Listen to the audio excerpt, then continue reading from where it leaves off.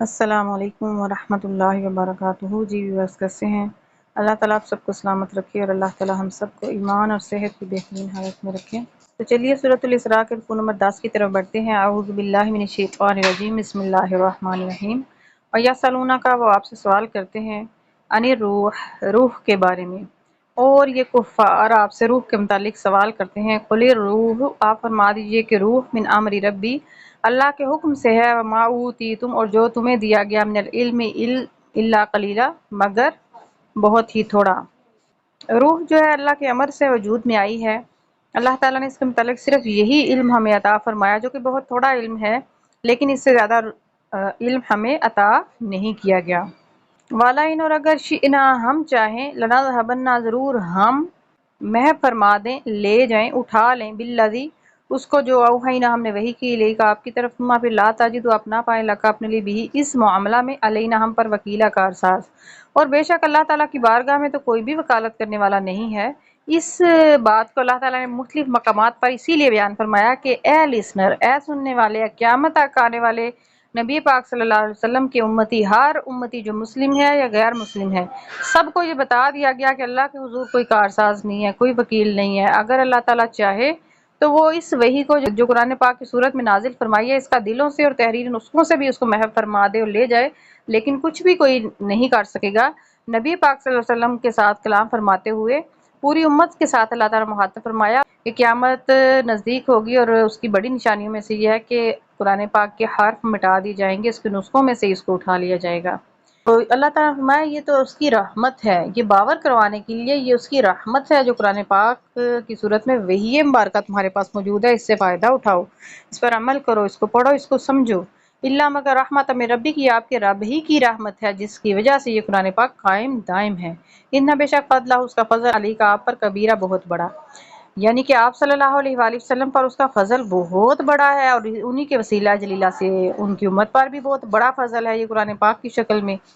قل، آپ فرما دیجئے، لا ان اجتمعت، اگر جمع ہو جائیں، الانس انسان، والجن جن، اللہ اس بات پر، ان یاتوا کہ وہ لے آئیں، بمثل ھذا القرآن، اس قرآن پاک کی کوئی مثل، لا یاتون، نہیں وہ لا سکتے، بمثل، اس کی مثل، ولو کان بعضهم لبعض ظہیرا، اگرچہ وہ ایک دوسرے کے مددگار ہی کیوں نہ بن جائیں، وہ اس قرآن جیسی کوئی اور چیز نہیں لا سکتے۔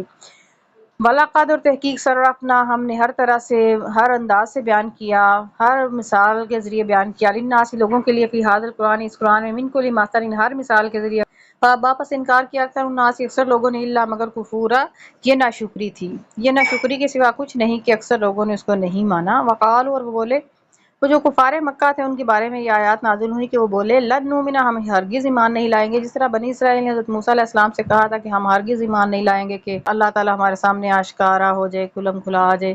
اتنی بڑی باتیں، یعنی کہ یہ جو کفار مکہ نے کہی تھی، اس سے بھی کہیں بڑھ کر باتیں پہلے بنی اسرائیل کر چکی تھی۔ تو اللہ تعالیٰ نے کفار مکہ کی باتیں بھی قرآن پاک میں بیان فرمائی ہیں کہ وہ کیا کہتے تھے۔ وہ یہ کہتے تھے کہ ہم ہرگز ایمان نہیں لائیں گے، لکا آپ پر، حتی یہاں تک کہ تفجر، آپ بہائے، لنا ہمارے لیے، من الارض، زمین سے، ینبوعا، کوئی چشمہ، اب یہیں سے کوئی چشمہ پھوٹ جائے تو ہم ایمان لائیں گے۔ او یا تکونہ، ہو، لکا آپ کے لیے، جنت، باغ، من نخیل، کھجوروں کا، وعنب، اور انگوروں کا، فتفجر الانہار، بہتی ہوئی نہریں جاری کر دے، ہلالہا، ان کے درمیان سے، تفجیرا، جاری کی ہوئی، بہتی ہوئی جاری، اور ساری نہریں جو ہیں وہ وہاں سے آپ ان کے درمیان سے جاری کر دیں، انگوروں اور کھجوروں کا باغ، اور اس کے درمیان سے نہریں جاری کر دیں، تب ہم ایمان لائیں گے۔ اور اس کی تا، یا آپ گرائیں، السماء، آسمان سے، آسمان کا کوئی ٹکڑا گر جائے، کما، جیسا کہ زعمتا، آپ کا خیال ہے، علینا، ہم پر۔ نبی پاک صلی اللہ علیہ وآلہ وسلم عذاب کا ذکر فرماتے تھے، تو اس کا حوالہ دے کر انہوں نے کہا کہ او تو اس کی تسما، یا آپ گرا دیں آسمان کا، کما، جیسا کہ زعمتا، آپ گمان کرتے ہیں، علینا، ہم پر، کسفن، کوئی ٹکڑا، یعنی کہ آپ گمان کرتے ہیں کہ ہم پر عذاب آئے گا تو آسمان کا کوئی ٹکڑا عذاب کے طور پر گرا دیں۔ او یا تأتیا، آ جائے، باللہ، اللہ تعالیٰ، والملائکہ، فرشتے، قبیلہ، ہمارے سامنے، یا اللہ تعالیٰ اور اس کے فرشتے ہمارے سامنے ہو کر آ جائیں تو تب ہم ایمان لائیں گے، یا آسمان کا ٹکڑا گر جائے عذاب کی شکل میں، یا پھر فرشتے نعوذ باللہ اور اللہ تعالیٰ خود سامنے آ جائیں۔ او یکون لکا، یا آپ کے لیے ہو، بیتن، گھر، من زخرف، سونے کا، او ترقا، یا آپ چڑھ جائیں، فی السماء، آسمان میں، یا آپ ہمارے سامنے نظروں کے آسمان پہ چڑھ جائیں، وہاں سے لے آئیں کوئی چیز، تب ہم ایمان لے کے آئیں گے، یا آپ کا گھر سونے کا ہو تو ہم ایمان لے کر آئیں گے۔ ولن نؤمن، اور ہم ہرگز ایمان نہیں لائیں گے، لرقیک، آپ کے چڑھنے پر حتیٰ یہاں تک تنزل آپ نازل کریں لے آئیں علینا ہم پر کتاب نقرا وہ ہم اس کو پڑھیں. اس وقت آپ ہاتھ میں پکڑی ہوئی کتاب جو ہے نا وہ لے آئیں تو پھر ہم اس وقت تک ایمان نہیں لائیں گے.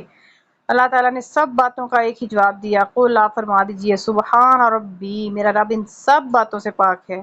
اس کو ضرورت نہیں ہے کہ تم یہ چیزیں جو چاہ رہے ہو وہ یہ کرے ہی تو آپ ایمان لاؤ. اللہ تعالیٰ بے نیاز ہے، وہ ان باتوں سے پاک ہے، وہ ان حرفات میں نہیں پڑتا. حال کنتو نہیں میں ہوں الا مگر بشر رسولہ میں تو اللہ کا بھیجا ہوا رسول ہوں، پیغمبر ہوں، قاصد ہوں، اس کا پیغام دے رہا ہوں. اور میں بشر ہوں، میں نہ تو کوئی کسی اور مخلوق سے ہوں کہ میں آسمان پہ چڑھ جاؤں، جنات میں سے ہوں، فرشتوں میں سے ہوں تو جنات کی طرح فرشتوں اور آسمانوں تک چلا جاؤں. میں تو اللہ کا رسول ہوں اور میری جو ذمہ داری لگائی گئی ہے وہ ایک قاصد کی ہے. میرا پیغام پہنچا دینا ذمہ داری تھی اور میں نے وہ ذمہ داری سر انجام دی. آگے آپ کی مرضی ہے وہ اس ایمان لائیں یا نہ لائیں. یہاں پہ رکوع نمبر 10 مکمل ہوا. انشاءاللہ رکوع نمبر 11 کے ساتھ ملاقات ہوگی. اپنا خیال رکھیے اور اپنے اس چینل کا بھی. والسلام علیکم ورحمۃ اللہ وبرکاتہ.